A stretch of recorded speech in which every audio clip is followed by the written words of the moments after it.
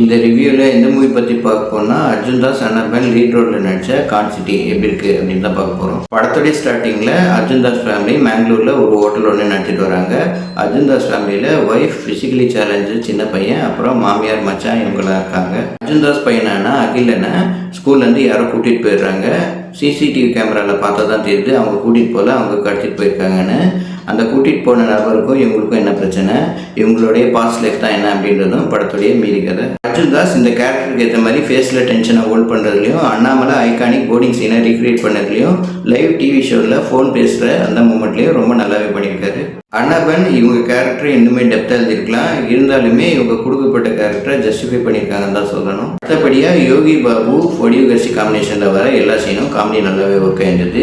யோகி பாபு கிட்டேருந்து வடிவு கர்சி ஃபோனை வாங்கி பேசுகிற அந்த மூமெண்ட்லேயும், யோகி பாபு கவுண்டர் காமெடி பண்ணுறதுலையும், ஃபேஸ் ரியாக்ஷன் கொடுக்கறதுலையும் காமெடி நல்லாவே ஒர்க் அவுட் ஆயிருந்தது. அதர் கேரக்டர்ஸில் வந்த actor PTV Ganesh, master Akilan, Nandagopal, Aruvi Madhan, Ramesh Tilak, அருள் தாஸ், இமான் அண்ணாச்சி எல்லாருமே கேரக்டர்ஸை ரொம்ப நல்லா பண்ணியிருந்தாங்க. படத்துடைய பாசிட்டிவ் நெகட்டிவ் ரெண்டுமே பார்த்துடலாம். ஃபர்ஸ்ட்லேருந்து சின்ன சின்ன ட்விஸ்ட் அண்ட் சர்ப்ரைஸ் மூலிமா கவனத்தை இருக்கிறாங்க. நல்லவங்களாக இருக்கிற சென்ட்ரல் கேரக்டர்ஸோடைய பிரச்சனையை ஃப்ளாஷ்பேக் மூலிமா அதிகமாக சொல்லியிருந்தாலுமே ஃப்ராட்தனம் பண்ணால் தான் பழக முடியும் அப்படின்னு சொன்ன விதம் கன்வின்சிங்காக இருந்தது. அதுக்கு உதாரணம் யோகி பாபு வடிவு கர்சி காம்பினேஷனில் வர சீனுன்னு சொல்லலாம். அடுத்து அவங்க என்ன ஸ்கேம் பண்ணுறாங்க, அது எப்படி பண்ணுறாங்க அப்படின்னு சொன்ன விதம் சுவாரஸ்யமாக இருந்துச்சு.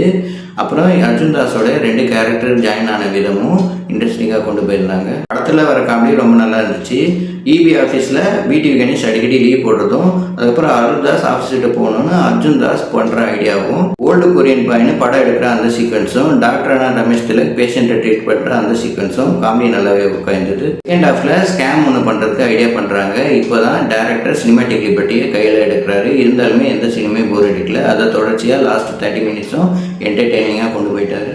ஆட்டில் ஸ்டெண்ட்டை வச்சுக்கிட்டு இந்த ஸ்டண்ட் தேவையா அப்படின்னு சொல்கிற அந்த சீனும், யோகி பாபு எம்எல்ஏ மீட் பண்ணுற அந்த சீனும், கல்யாண சுந்தரத்தை கல்யாண புரோக்கர்னு இன்ட்ரடியூஸ் பண்ணுற அந்த சீனும் ரொம்ப நல்லாவே என்ஜாயபிளாக இருந்துச்சு. ஃபர்ஸ்ட் ஹாஃபில் ஹீரோ மூலியமா பாதிப்படுகிற ஒரு கேரக்டர், செகண்ட் ஹாஃபில் ஹீரோக்காக ஹெல்ப் பண்ணுறாரு. அது ஏன்னு தெரியல. ஃபர்ஸ்ட் ஹாஃபில் அர்ஜுன் தாஸ் இபி ஆஃபீஸில் பண்ணுற ஸ்கேமு லக்கி பாஸ்கர் மாதிரி தான் இருந்துச்சு. இருந்தாலுமே அந்த சீனு ரிப்பீட்டடாக வந்துகிட்டே இருக்குது. அது சலிப்பு தான் ஏற்படுத்துது. டேரக்டர் ஹரிஷ் துரைராஜ் டெபியூ டேரக்டர்னே சொல்ல முடியாது, அந்த அளவுக்கு படுத்துருக்காரு.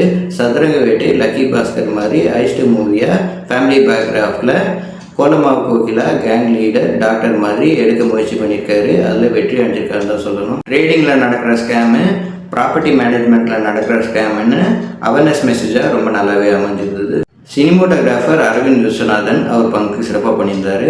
மியூசிக் டைரக்டர் ஷான் ரோடர் அவர் பொட்டன்ஷியலுக்கு பிஜிஎம் பண்ணலாம் தான் சொல்லணும். பாட்டு நான் தான் கிங்கு அப்படின்ற சாங்கு ரொம்ப நல்லாவே அமைஞ்சிருந்தது. படத்துடைய ப்ளஸ் அர்ஜுன் தாஸ் ரசவாதி பாம்க்கு அப்புறம் டிஃப்ரெண்ட்டான ஸ்கிரிப்டாக இந்த படத்தை சூஸ் பண்ணி நடிச்சிருக்காரு. அவர் வர ஒரு சீனும் பொட்டன்ஷியல் ஆக்டிங்கை வெளிப்படுத்தி ஆடியன்ஸோட அட்டென்ஷனை பெற வைக்கிறாரு. மொத்தத்தில் இந்த படம் எப்படி இருக்குன்னு கேட்டிங்கன்னா, சூப்பரான ஃபர்ஸ்ட் ஹாஃப், ஓகேவான செகண்ட் ஹாஃப், டீசென்ட் வாட்சாக முடிஞ்சிருக்கு இந்த கான்சிட்டி. இந்த மாதிரி வீடியோ பார்க்கணும் எங்கள் சேனல் லைக் பண்ணுங்கள், ஷேர் பண்ணுங்கள், சப்ஸ்கிரைப் பண்ணுங்கள். தேங்க்யூ.